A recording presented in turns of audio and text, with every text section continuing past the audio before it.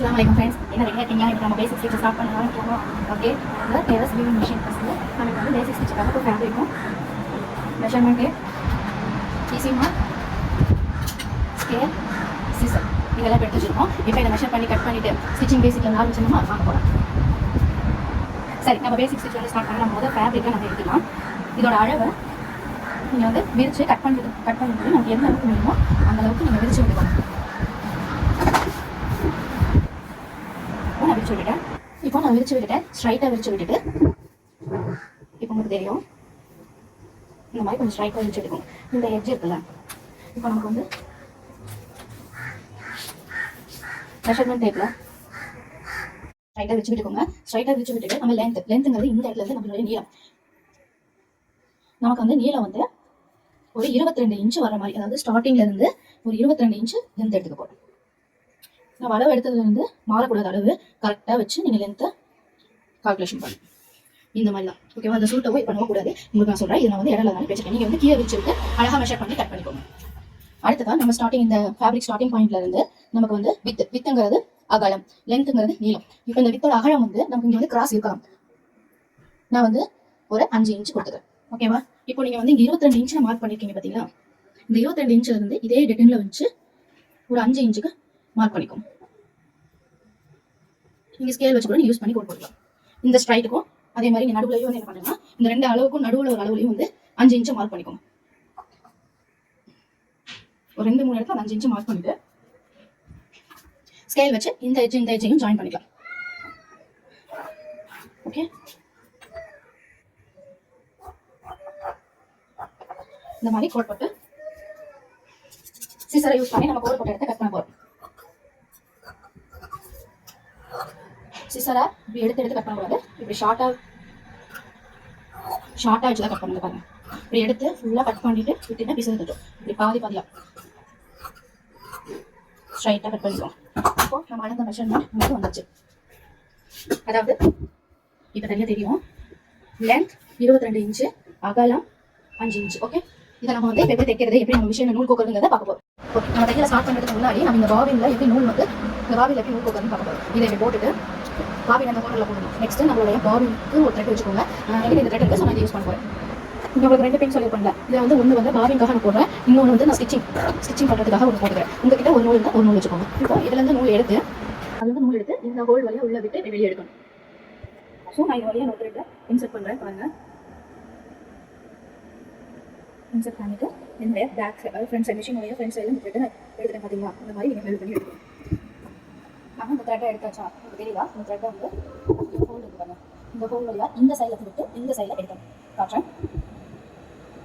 இந்த சைடில் விட்டு உள் சைடில் எடுத்துட்டு இந்த த்ரெட்டை இப்படி பிடிச்சிட்டு இந்த வாட்டர் ஹோல் சொல்லி விட்டு அந்த ஹோல் சொல்லி பிடிச்சிட்டு இப்படி ரொட்டேட் பண்ணிட்டு இப்போ இது எடுத்துட்டு மறுபடியும் இந்த ரொட்டேட்டை பேக்கில் கொண்டு வந்து லாக் விடுது. சரிங்களா? அதாவது எப்படியும் மறுபடியும் சொல்கிறேன், நம்ம இதோட த்ரெட்டை உள்ள விட்டு எடுத்துட்டு ஒரு சுற்றி இழுத்துட்டு மறுபடியும் எடுத்துட்டோம்னா வந்துடும். இந்த த்ரெட்டை அப்படியே நம்ம பாபின் கொண்டு போய் இப்படி சுற்றிட்டு இந்த லாக் இருக்கு பார்த்தீங்களா, இந்த லாக் அப்படி போட்டு நெக்ஸ்ட் ப்ரெஷர் ஃபுட் மேலே தூக்கிட்டு நம்ம பாபின் வண்டிங் பண்ணணும். ஸோ பாருங்க, நம்ம டச்சே பண்ணோம்னா இது வண்டி ஆயிடும். நமக்கு ஃபுல்லாக வைண்ட் ஆகிடுச்சு. இப்போ வந்து நம்ம இதை ரிமூவ் பண்ணிவிட்டு இந்த மாதிரி சிசர் லாக் விட்டு எடுத்துனா நம்ம கட் ஆகிடும். இதான் இப்போ இந்த பாபின் ஹோல்டில் இன்செர்ட் பண்ணிவிட்டு இங்கே ஒரு கேப் இருக்குது பார்த்தீங்களா, அது வழியாக த்ரெட் எடுத்து மறுபடியும் இந்த கம்பி வழியாக உள்ளே வச்சு லாக் இருக்குது. இப்போ நீங்கள் இப்போ எடுத்தீங்கன்னா அது விலகக்கூடாது. ஓகேவா? இப்போ கரெக்டாக இருந்தால் நம்ம நூல் படிக்கிறது, இந்த மிஷினில் நூல் மட்டுமே தனித்தனியாக வந்து அந்த மாதிரி இஷ்யூஸ் எதுவுமே வராது. ஸோ இப்போ இதை பாபின் கேஸை அட்டாச் பண்ணிடுச்சு. இப்போ இதை ஃபிக்ஸ் பண்ணுற இடத்த பார்த்துக்கலாம். இந்த மிஷினில் எந்த இடத்துல ஃபிக்ஸ் பண்ணுறது சொல்லுங்கள். நான் உங்களுக்கு வந்து கீழே வச்சு பார்த்தா கரெக்டாக இருக்கிறதுனால இப்போ மிஷினை சாச்சு காட்டுறேன். ஆனால் நீங்கள் கையை கீழே வச்சே செஞ்சுக்கலாம். ஸோ இங்கே இருக்க பார்த்தீங்களா, இதுதான் இந்த பாபினை ஃபுல்லாக ஹோல்டு பண்ணுறேன். ஸோ இந்த இடத்துல சவுண்ட் நோட் பண்ணினா தெரியும். இந்த மாதிரி இன்சர்ட் பண்ணிவிட்டு ஒரு கிளிக்குன்னு சவுண்ட் வச்சு பார்த்தீங்களா, இது இப்போ கரெக்டாக ஃபிக்ஸ் ஆயிடுச்சுன்னு அர்த்தம்.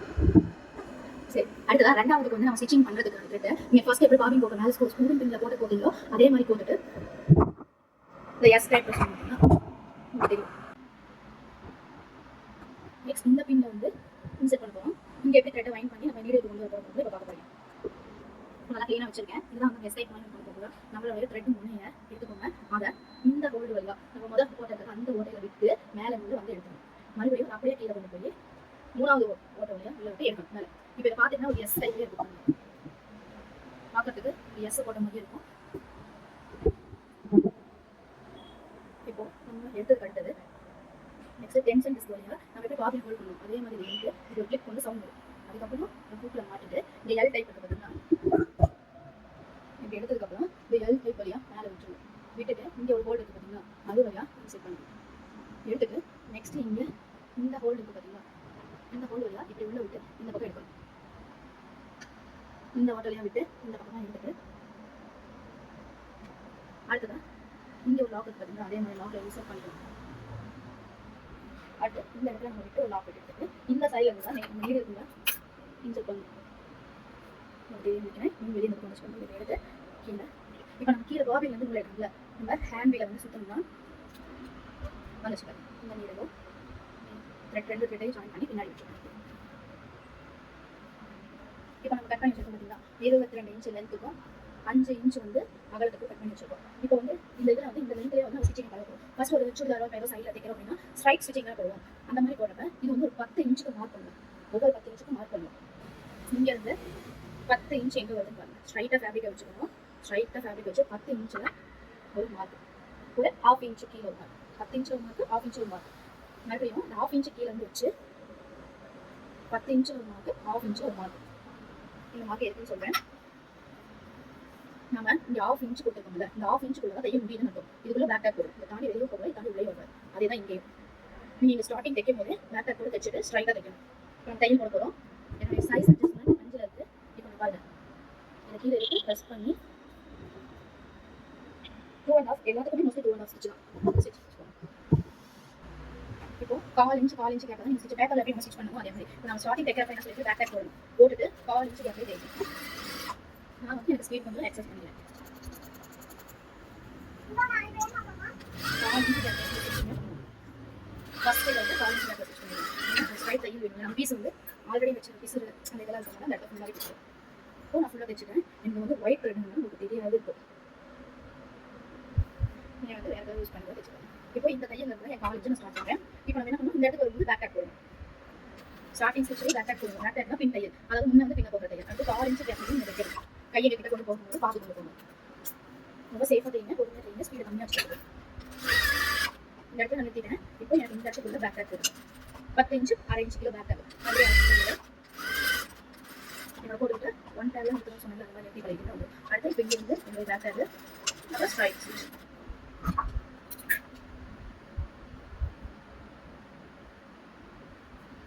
இதே மாதிரியே இந்த துணி அளவு வச்சு தைச்சுக்கணும்.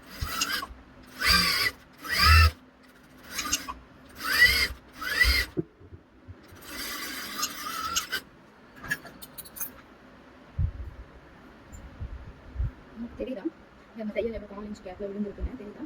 இந்த பேக் டேக் எடுத்து நம்ம கரெக்டாக நம்ம பேக் டேக் யூஸ் பண்ணிருக்கோம். தெரியுதா? தெரியாது கலர் அந்த த்ரெட் கட்டிக்கலாம்.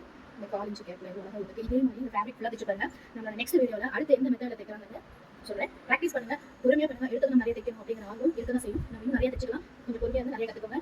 என்னோட சேனலில் ஃபாலோ பண்ணுங்க, லைக் பண்ணுங்க, சப்ஸ்கிரைப் பண்ணுங்க. நிறைய புதுசாக எல்லாமே சொல்லி தர கற்றுக்கோங்க. வெள்ளை கலர் வச்சிருக்கேன். அதோட 3 ஒயிட் கலர் அந்த துணிக்கு அதுக்கு மேட்சாக தெரியல சரியா. ஸோ வந்து நான் வந்து ப்ளூ கலர் தைச்சு உங்களுக்கு தெரிய காட்டுங்க. இதே மாதிரி தைச்சு ப்ராக்டிஸ் பண்ணுங்க.